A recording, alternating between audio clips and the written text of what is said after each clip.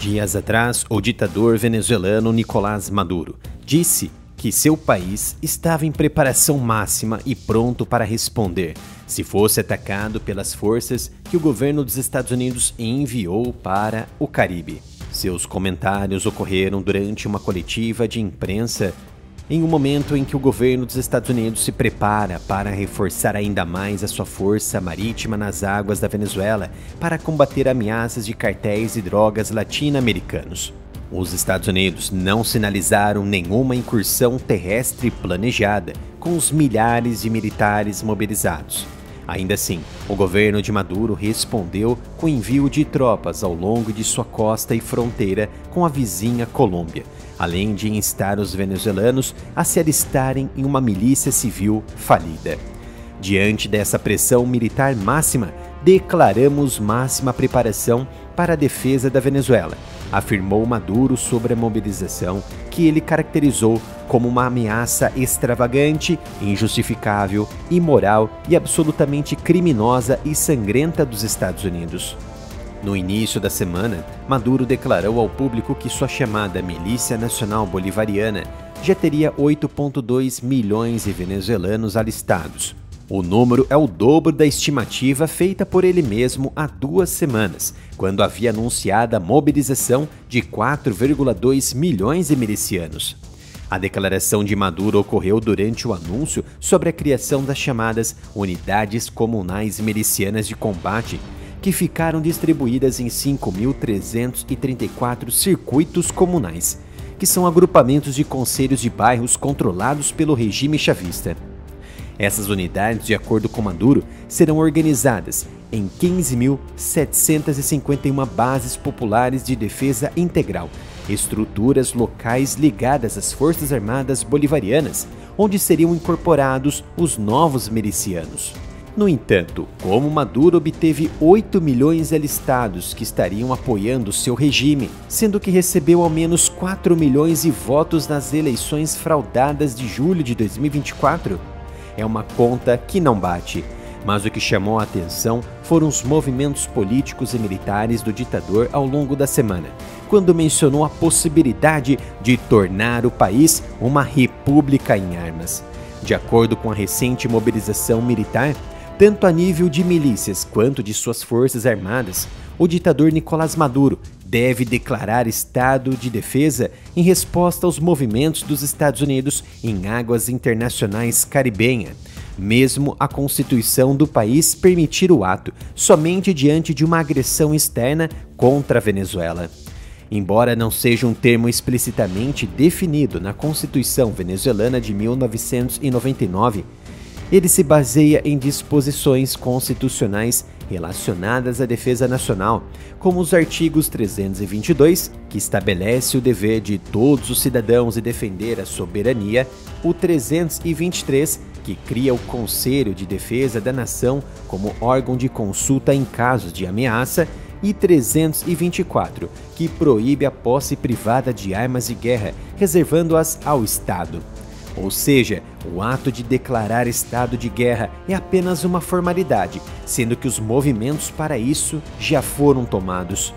O termo evoca a retórica bolivariana e chavista inspirada na independência da Venezuela contra o colonialismo espanhol e em estratégias de guerra assimétrica desenvolvidas nos últimos 20 anos pelo regime ditatorial. Segundo a AP News, a probabilidade de um estado de guerra cresce à medida que a presença militar naval dos Estados Unidos na região deve se intensificar ainda mais a partir de agora. Neste momento, todos os navios anunciados se encontram no Caribe, 3 contratorpedeiros Aedes com mísseis guiados e o cruzador da classe Ticonderoga USS Lake Erie. Junto deles, encontram-se 3 navios de assalto anfíbios, uma força que abrange mais de 4.000 marinheiros e fuzileiros navais.